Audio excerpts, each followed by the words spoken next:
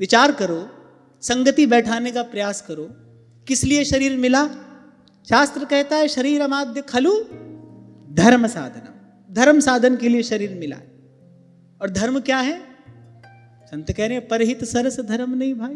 तो जिसको भगवान ने मनुष्य बनाकर भेजा है उसको परोपकार की सामर्थ्य देकर भेजा है। एक बात मैं बड़ी विनम्रता पूर्वक आपको कहूं, प्रभु संत गुरुजन जब कोई आज्ञा देते हैं ना, तो वो आपको आज्ञा बाद में देते हैं, उस आज्ञा पालन की सामर्थ्य पहले देते हैं। कोई भी पिता अपने नन्हे से बालक को 50 किलो का बोझ उठाने के लिए नहीं कहता। पिता जानता है मेरे बालक की सामर्थ्य कितनी है, कितना उठा पाएगा। जो खिलौना उठा सके उतना ही तो उसके हाथ में देता है।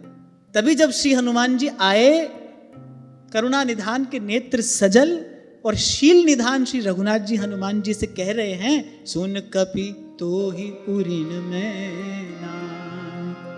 मैं इस ऋण का इस उपकार का प्रत्युपकार कैसे करूंगा? और हनुमान जी कह रहे त्राहि त्राहि भगवंत। बोले प्रभु ये कार्य मुझसे नहीं कराना होता तो वो मुद्रिका आप मुझे देते ही क्यों?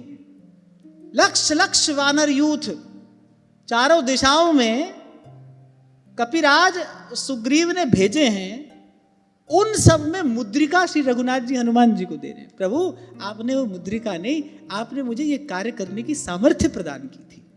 इसीलिए कहा नाथ न कछु मोर प्रभुताई, सो सब तब प्रताप रघुराई, नाथ न कछु।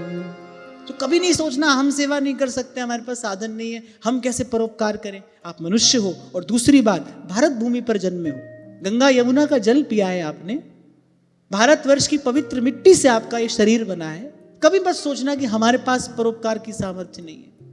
कोई बात नहीं, तन से नहीं कर सकते कोई चिंता नहीं, धन से नहीं कर सकते बिल्कुल भी परवाह करने की आवश्यकता नहीं है। हम भारत भूमि पर जन्मे हैं, एक सुसंस्कृत, संतों ने सत्संग से जिसे सुसंस्कृत कर दिया है। एक वस्तु होती है जिसका संस्कार कर दिया जाता है, उपयोग के योग्य बना दिया जाता है। एक वस्तु है, अब रुई का क्या करोगे? बुनने वाला उसका संस्कार करता है, ताना बाना बुन के प्रभु के श्रीअंग तक पहुंचा देता है उसको, सुसंस्कृत है वो। ऐसे ही संतों ने कृपा करके इस मन को सुसंस्कृत कर दिया है। ये संस्कारी मन, तन की सामर्थ्य नहीं है, धन की सामर्थ्य नहीं है, कोई बात नहीं। आपसे सदाई मैंने कहा लोकः समस्तः सुखिनो भवन्तु, जहां बैठे हो वहीं पर अपने मन में ये भाव रख के अपनी करुणा का जल तू बहा दे, कर दे पावन हर एक मन का होना।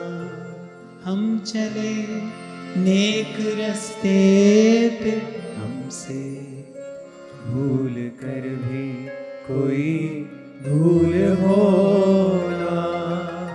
इस भाव से घुमा दीजिए 2-4 माला, हो गई जगन्नाथ की सेवा। हाँ, पर इतना जरूर कहूंगा भाई, भारत भूमि पर मनुष्य होकर जीवन यापन कर रहे हो, परोपकार के बिना नहीं रहना। इसके बिना जीवन का कोई अर्थ नहीं है, कोई मूल्य नहीं है।